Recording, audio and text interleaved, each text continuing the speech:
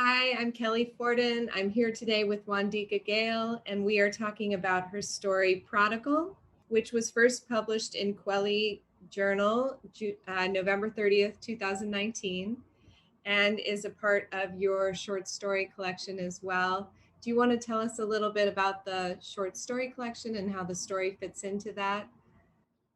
Great. Thank you for having me.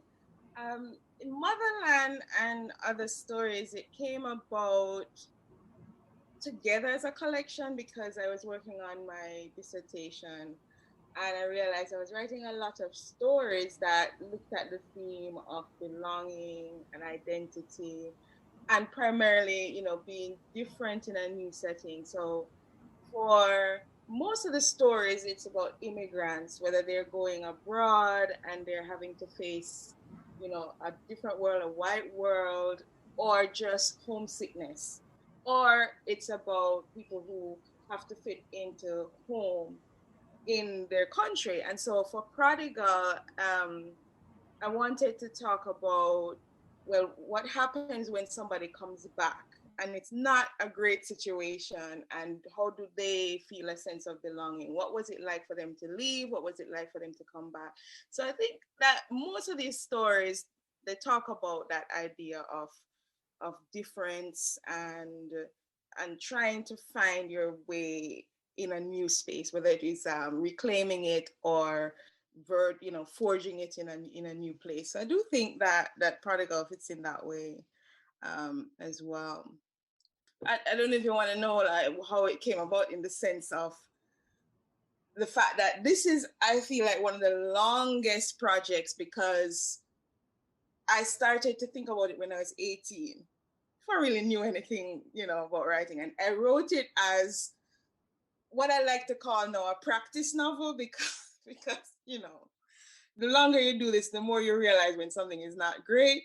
And so it became a short story after because I revisited it and said, well, I don't know if this is ever going to go anywhere. And I'm thinking, well, what was the story? Can I just write a story based on it without going back and trying to edit it? And so that's how that came into this collection. So very, very interesting that I wrote this long piece between like 18 and 20.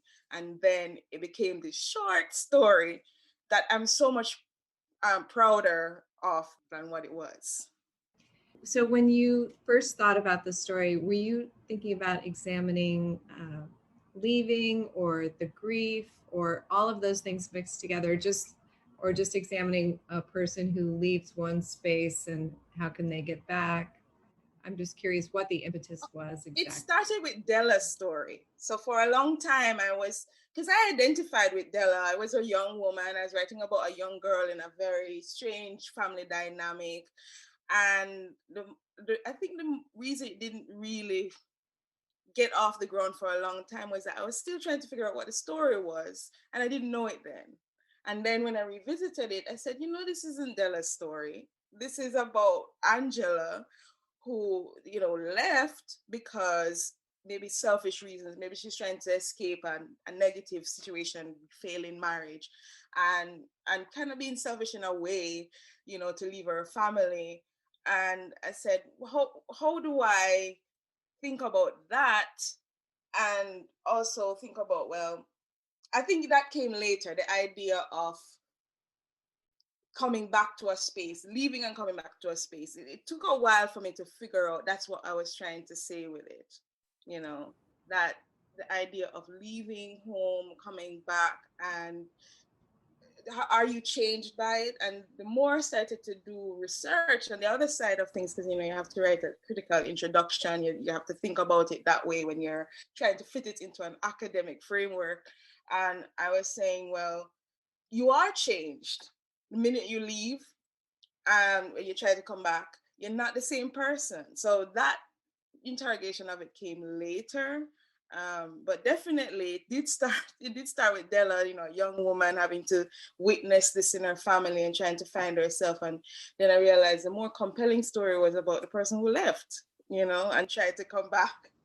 Well, and also I think like when you write stories, or at least this is true for me, when I write a story, I'm trying to figure out a relationship or some sort of aspect of a relationship. And a dynamic, I guess. And then I don't know what teacher said to me, it's always an interesting exercise in empathy to switch perspectives and write it from the other person. So I'm curious, did you start out with not much empathy for Angela or a character like Angela and then come to more empathy? In the beginning, I was definitely more invested in how does the young girl deal with her mother's absence and then have to deal with her, sudden return.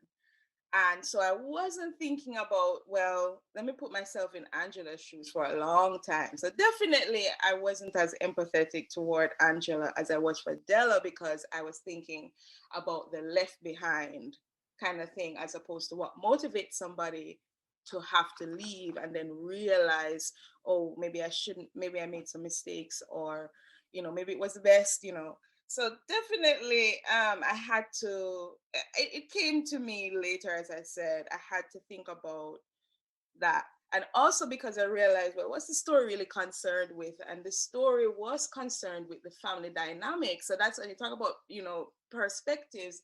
I said, when I started to write this, even the new version with Angela as the focus, it was like third person limited, following her, and I was in her mind, and I was thinking, oh, what does this feel for her? But then I'm like, well, I think the story is more about the dynamic of it and how it impacts all of these people. So I need to be in their mind. And so it came to me after that, well, who says that we can't kind of switch perspectives? And I thought, do I alternate it? Do I write it as one thing and then just have, when I'm focusing on one person, I jump into their mind, focus on another person.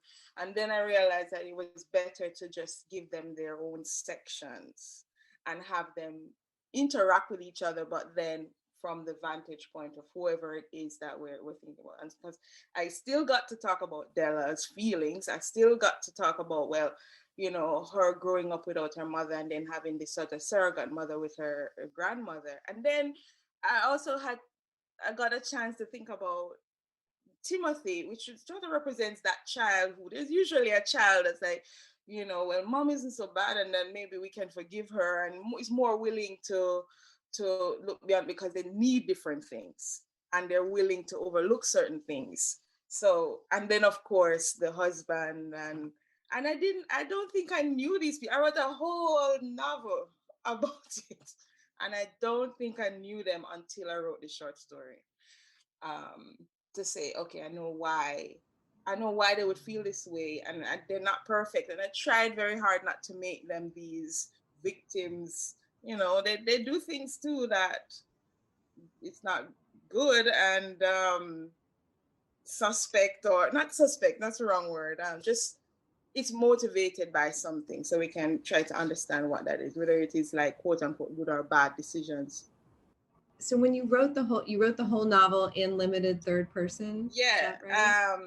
from Della's perspective, and then the short story I wrote in Angela's perspective all the way through. And then I said, it wasn't finished. I mean, at some point before I finish it, I'm like, this doesn't work, so I have to figure it out.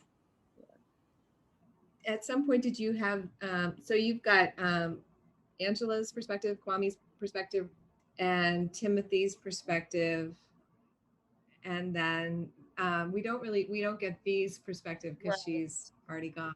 Did you at some point write V's perspective and then decide? No. I felt like V, because she, and I did kind of think about it cinematically. I don't usually do that, but I thought about it sort of like a reel, to say, like when you find out in a story where somebody has either been killed off or has died at the beginning, and you're like, oh, I kind of like this person. I'm never going to see them again, but you see them in flashback. And so her perspective is given through flashback, through other people's perspectives. But of course, we don't know what she's thinking, but I don't know that I needed to, because she's very straightforward. She tells you what she thinks, even though, like when she's talking to her daughter is sensing, disapproval. but she doesn't actually think it. And I don't think we needed her to think it. So it never considered it, to be honest. Because I figured, well, she's gone. That's the point at which we enter, with her coming back to her mother's burial. And so we'd only have to access through memory anyway.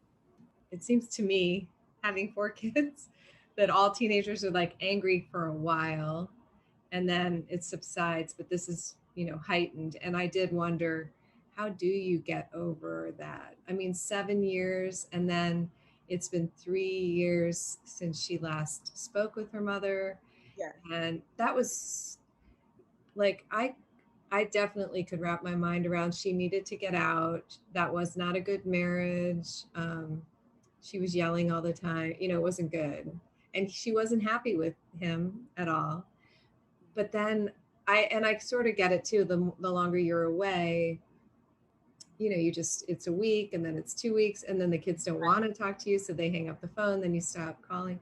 But like, to not have talked for 3 years is a long time. It's hard to wrap your mind around a mother being okay with that, That's why, as you say, I wasn't empathetic toward her in the beginning, because I was just so hung up on, what if there was a woman like this? Because they do exist, don't remember who wrote it, but the story Bella Makes Life, where a woman goes away and she does, I don't think she had children, but she didn't really interact with many people back home. And so I'm like, that same thing of what makes a person do that, maybe. And that's why I kind of say in it too, that she just didn't see a clear path back, and she's not perfect, and she's not the best mother out there, and so she kind of beats herself up about that. But then at the same time, she's hopeful that she can build something with the daughter. But I mean, we meet them on the return, the day of the return. So there's a long way to go for Della to come around. And she's a teenager too. So definitely that very kind of bravado of, I don't really care that you're here. But she's obviously annoyed and upset, and she talks to her in this kind of, and I have teenage nieces, and sometimes they can be pretty deadpan, and they're really great girls, I should say that. But sometimes they're just, teenagey and deadpan about things. And so I think that knowing that helped to think about, well, what was I like? I don't know if I was like angsty, but definitely you don't want to show your cards, your emotional cards all the time, and especially somebody that you resent, so yeah, for her. And I loved how complicated you made it, because like, he was not motivated before. And I mean, he was, but it seems like with Rachel, he's coming into his own a little bit more. And so it's hard to tell whether it was Angela not having faith in him that, made him less ambitious or less. I mean, who knows? I love the fact that it was complicated. Yeah. Okay. I mean, nobody's the villain. I try to do that because even though it's artifice, you want people to say, you don't want them to kind of squint at it like, this could never happen, So people are messy and complex, and I felt like with Kwame, if somebody's constantly inferring that you're not good enough, why did I marry somebody like this backwater kind of guy? It's not going to motivate you. I watched like an experiment where they told, I think it was like something on Netflix, like 100 people, and they kept telling just randomly, whether they were good or not, that you are not good enough. And the person, there was one that was really good. It was something about, they were twirling plates on a stick or something, and she kind of was a natural, but they kept saying negative things to her. And then when she did it again, it kept falling. And so those people who weren't so good and they kept getting motivation, they improved. So I thought, okay, I know it's kind of hokey, but this experiment revealed something about human nature, that if you keep telling somebody you're not good enough, that why don't you wear a shirt and tie, or why don't you do something else? Like, you're just a carpenter, then they're not going to be as motivated. So I think that Rachel being a lot more sympathetic, whether she just was in love with him or she truly believed in him, or both, it was more her approach to him that I suppose. Now, looking back at, you write these things and then you say, oh, I meant to do that all along. But then I'm thinking, yeah, no, I'm thinking that, yeah, I did make her a lot more sympathetic because he needed that, and it helped him to grow in some ways. So I guess there is something to that in human nature. I wanted to ask a little bit about the tortoise story. Can you describe that story a little bit and why you added that into the bigger story? I'm like halfway through my collection because I started to conceive of it as a whole too, and I'm noticing that I'm drawing a lot on folk tales, because you have lots of these West African, West Indian folk tales that are just a part of culture, and they offer us commentary without like it being on the surface all the time.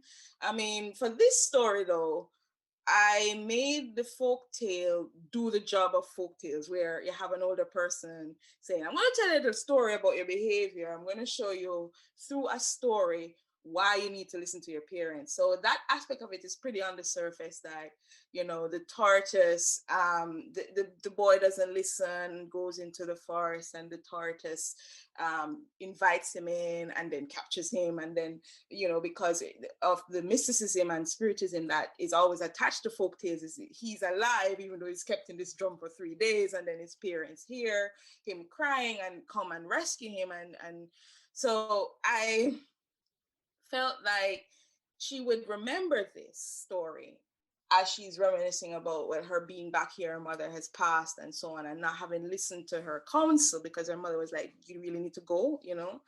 And so the young Angela takes it as a joke, but the older Angela, reflecting, realizes the significance. So I hope that,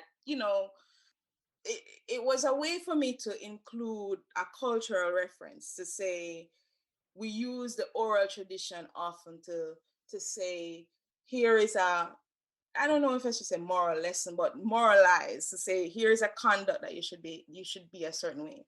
And even though like the tortoise isn't usually a figure that's a trickster all the time, but there are some folk tales where the tortoise is a trickster and you have to say, watch out for the tortoise. But sometimes the tortoise is the person who does a bad thing and has to learn from it. So as in one of the other stories in Finding Joy, there is a tortoise story there too, where he kind of goes to Obi-Man and is supposed to get some kind, I don't want to give away too much if people want to read it, but he's supposed to get some remedy for his wife, and he does something that he shouldn't do.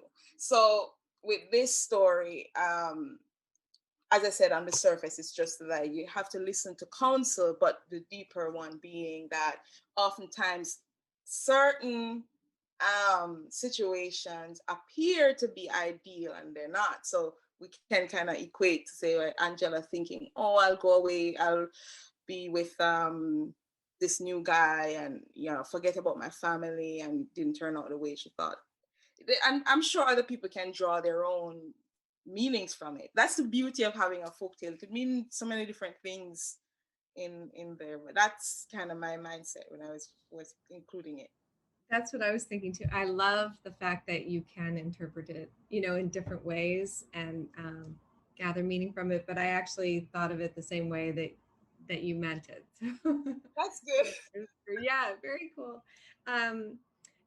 I was wondering about her career and what you imagine, because you said you wrote it as a longer piece. I'm just wondering if you had in the longer piece imagined her life in Atlanta and what had happened with Paul or any of that. I know it doesn't really figure into the story or matter, but she made I don't know if she was thinking of it as an excuse to get away, but she said, oh, I'll have more stability if I go to the States. Did she really believe that? And do you imagine that was true, that she sent maybe money back? Or I didn't mention that, but that is something that they would have expected, especially that, her being married for a certain time, still not being there and being away. She would have, because like in Jamaica, a lot of people rely on remittances from their relatives. So that would have been sort of, I didn't kind of say that, but I hope that was kind of inferred that that's what it meant, that even if she wasn't with the father, that she would be able to make more money, more opportunities. I also wanted to touch on the fact that for many people, America is this promised land, because this is my whole dissertation now. The idea that the dream of America is conjured by people who are too ashamed to tell their relatives, actually, I have to work 3 jobs, I have to walk through snow, it's not so great, people are prejudiced, it's awful. And they say, oh no, man, I'll send down the barrel of goods, man, everything good, everything great.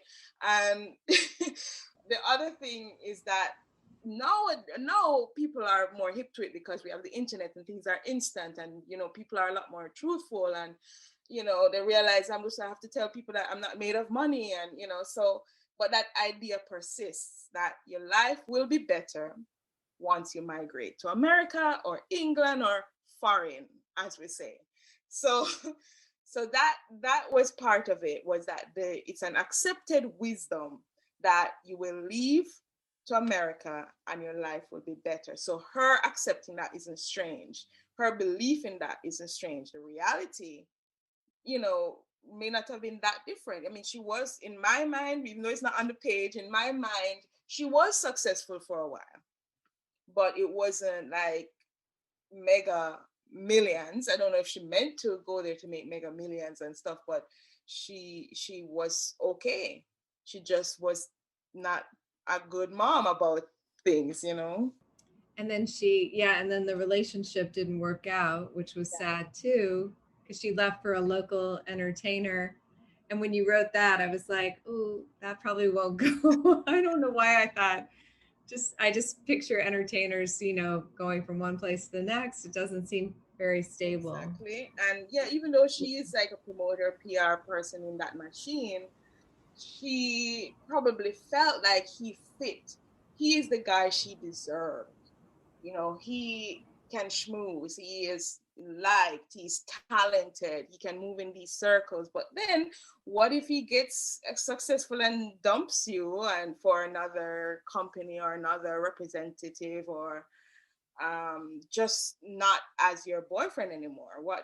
And then it also is complicated if you think about people who work with their significant other, and then they blur the lines of, I'm telling you this because I'm a professional, and then they're resisting because it seems like advice from a partner, which you can reject and be like, I don't want to do that. So whatever it is that happened, maybe he was just can I say asshole? Well, and it's interesting too, because she hasn't talked to them in 3 years, and they broke up 3 years ago. So I don't know if you meant that, and I just thought of that myself, but I was like, well, maybe she just couldn't deal with talking to them anymore, and then she would have to say, oh no, he's not around. Yeah, it's funny that you said that she didn't talk. I didn't even remember that I had written that detail. I just knew that she didn't talk to him, but she didn't talk to them for a while. She would say birthdays, holidays, but then it would drop off, So yeah, I did forget that fact. I don't know. I see, that's so fun. I think as a reader, you just write some more into the story. Okay, I wanted to ask about, so you say for a long time that V would still dance the Dinky Minnie. Yeah. What is that? Dinky Minnie is like a festival dance that it's based on mental music. I don't know enough about it that I should be able to kind of give you a history lesson about it, but I do know that mental music is like music that has like the bass and the string instrument, and I don't know how to. You just have to kind of look up how it sounds. So that kind of slow beat, and the clothes that you would wear, where you would kind of lift up your skirts, and I don't know how else to describe. I pictured it being something like, so she'd have to be really young at heart to kind of Yes. still want to do it. But Okay. lots of people who are, regardless of age, you think about all the festival events and the dancing, you know. You also think about other religions in Jamaica, like Kumina, which has like African and origin, that Pocomania, where there's always dance involved. So you think about a lot of our religions, whether it's Pentecostal or whether it's like any of those kind of African versions of these things, and it involves dance. So all from the young to the old. So definitely she wasn't somebody who was this typically kind of crotchety, miserable old person. She was somebody who would tell you like it is, but she also would quick to laugh. So I hope that would give you that image. Totally came through. Yeah. Okay. And what is the nine night? Nine night is the 9 nights after the person's death, that it's sort of like a wake. I think you would understand as a wake, where people come over and they send off the person's spirit through these things. So some people pour white rum on the ground, or they would sing, or they do certain things, like they ensure that they put towels over the mirrors. I didn't go in depth in it because I didn't think it was that, you know, deep for this family. But some people, they wouldn't do. There's certain things you can't do, like you don't say certain things about the dead person, and you speak about them in good terms, and you make sure that everybody is jovial and has food, and you know, so that kind of spirit of revelry and wishing the person, so that you don't want them to linger, you don't want them to stay in the spirit world and haunt you or just be trapped, you know. So you give them a send off. So that's really what a nine night is. And but I've been exploring it in other works too, that idea of, well, why do they do these things, like the like you wash the body with the water that you wash the body has to be discarded a certain way, you know. Because just wow, like how do you have to discard that it? you can't just make sure, you can't touch it, or you can't let somebody else touch it, or so what you wash the body and you kind of have to throw it away outside of the house. I was reading some things about it, things I had not known about some of these beliefs. Not everybody, I should say, holds these beliefs, and not everybody does things to this kind of extreme. I shouldn't even say extreme, but because that suggests it's negative, but to this extent, you know. I know what you're talking about, because like my mom had a statue of the Virgin Mary. She's very religious. And like when it was wood, and when it started to decay in the Catholic Church, see, I didn't even know this, but you're supposed to burn. Like if you've had it blessed, Yeah, you can't just throw out the statue. It's just fascinating to me how any belief comes up, and ritual around beliefs. So I think that's really cool to learn about nine night. And yeah, there's so many different ones, and yet there's like a lot of crossover.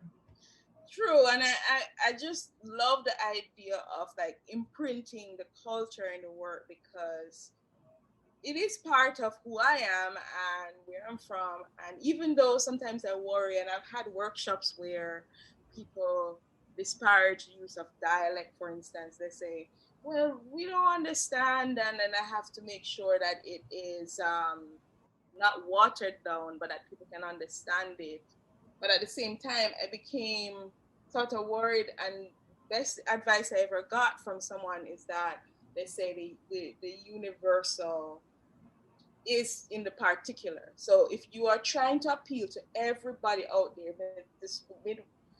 somebody from the Midwest may not know about, like you say, like you, I don't know if you're from the Midwest, but you say that you have that culture of like with the Virgin Mary statue that your mother believes and so on. You can identify in somebody else doing something that's super religious, which is different, but it's that the particular highlights the universal, that we're all pretty much, you know.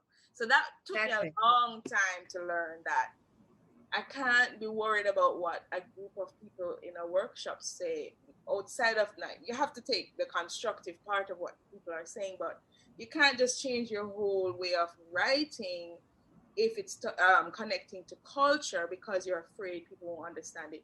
No, people can just Google right, stuff. exactly. It's so easy. You don't need a footnote even. You just Google it. And the only reason that I didn't Google, and I'm just asking you, is because yeah, like it's for the interview, but it would have been, it would have, if I didn't have a chance to speak to you, it would have taken me 2 seconds to. Oh yeah, I completely understand. And it's something I like to talk about because it is such an interesting and so many different versions of how somebody conducts a 9-night. So I'm glad that you did ask me about that. Yeah. Okay, so you said that this is the oldest story in the collection? The first one, or one of the I would say yeah, because I started the concept when I was 18. Yeah. I started that from as 18, and I called it all kinds of things. Like I said, I called it Della, then I called it The Other Side of Life, then I called it The Silver Lining, a Jamaican tale about second chances, and then somebody's like, you're kind of giving away the story in the title. so it stayed with me for a long time, but then it had a gestation period for years because, you know, and I had to also learn too that you write things for different reasons. So it was a lot of practice for me. And because looking back on it, I was like, ooh, this isn't good at all.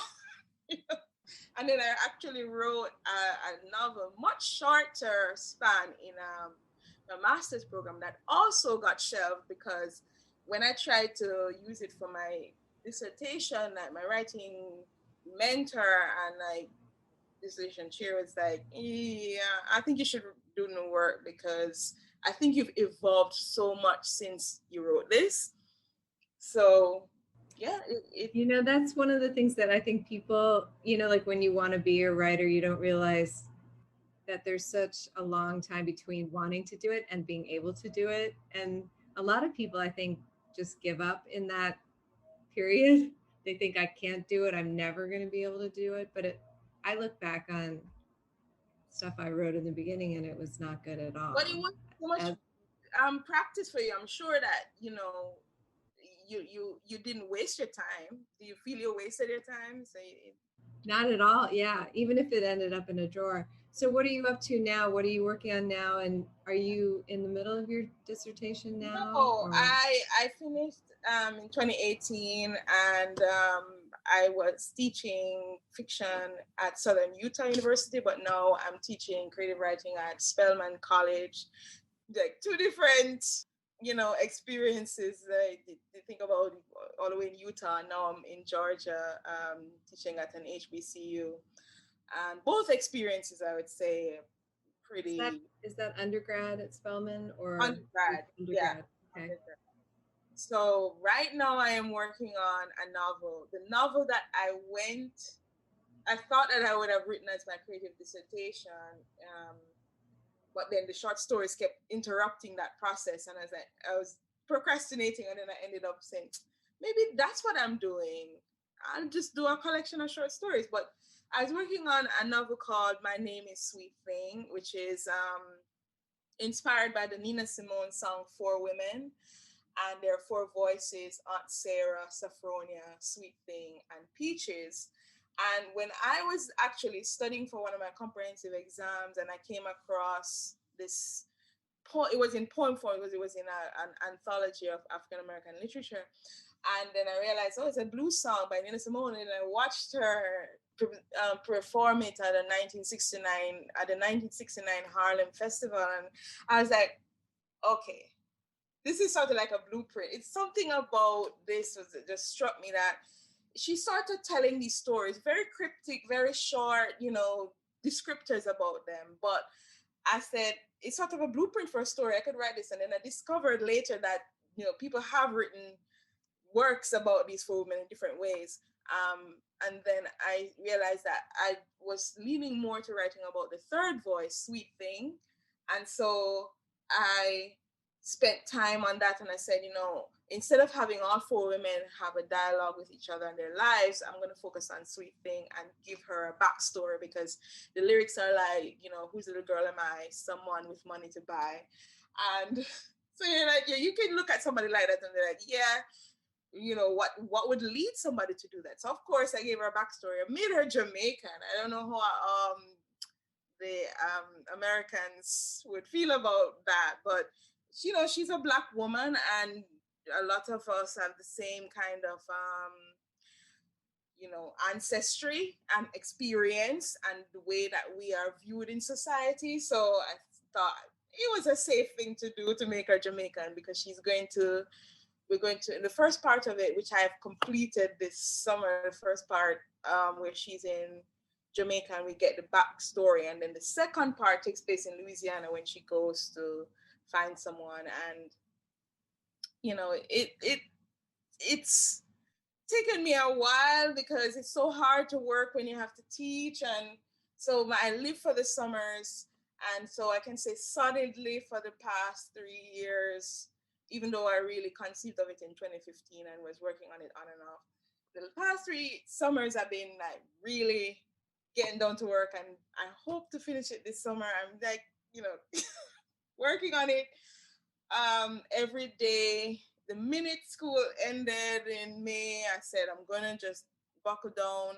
Last year, we couldn't go anywhere. I had to, there were 2 writers retreats I was going to say, I'm going to work. But then during COVID, I don't know about you, but people think you're going to be this prolific, but you're just like, you're at home all the time and you're kind of down because of the world, and the uncertainty of it was getting to me. And I live alone, and I am very introverted and happy to be alone, even though I'm from a big family. But it started to kind of press on me to say, all right, solitude has its limits. And I wasn't definitely. Yeah, I felt the same way. I just I'm an introvert too, but it was a little bit too much, and it was hard to concentrate on a longer piece of work. I don't know why. It shouldn't have been. I mean, and some people could do it, but I couldn't do it either. I was having a hard time concentrating. I did a lot of crafts. I did too. I started like drawing and doing really things I've never done, and I was not good at it either.